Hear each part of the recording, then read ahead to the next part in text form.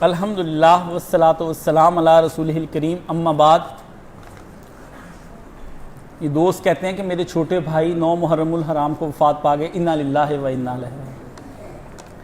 آخری جمعہ بھی کہتے وہ ادھر ہی پڑھ کر گئے ہیں، اس لیے ان کے لیے دعا کی اپیل۔ گھر پاکستان میں نہیں، بچے دبئی اور جرمنی میں ہیں۔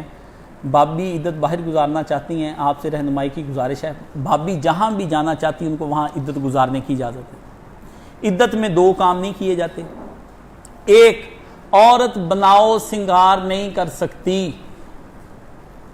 دوسرا، نہ شادی کا پیغام دے سکتی ہے نہ شادی کا پیغام لے سکتی ہے۔ کافروں والی، ہندوؤں والی، سکھوں والی عدت سے بچ جائیں۔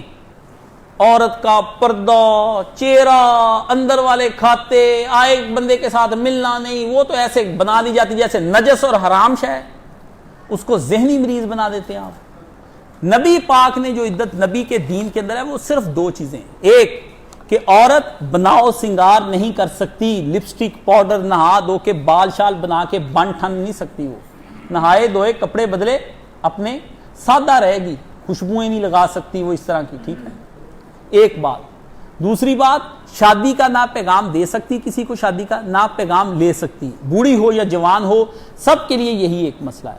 وہ جو گھر میں بند کر دیتے ہیں، اس کو دعائی نہیں لینے جانا، تم نے شادی پر نہیں جانا، تم نے مرگ پر نہیں جانا، کسی کے گھر دعوت پر نہیں جانا، آئے امی جی کو اندر لکانا، کوئی مہمان آ گئے ہیں بڑے، اگر بڑی دادی امی یا کچھ نانی امی کا شوہر فوت ہو گیا، نانا کوئی سیانی عورت ہے، تو اس کے پاس اگر دیور، جیٹھ، بھائی، کوئی کڑم، کوئی سمدھی، کوئی آتے ہیں افسوس کرنے کے لیے، تو وہ سامنے بیٹھ کر پردہ کر کے ان کے سامنے افسوس سن بھی سکتی ہے، افسوس کر بھی سکتی ہے۔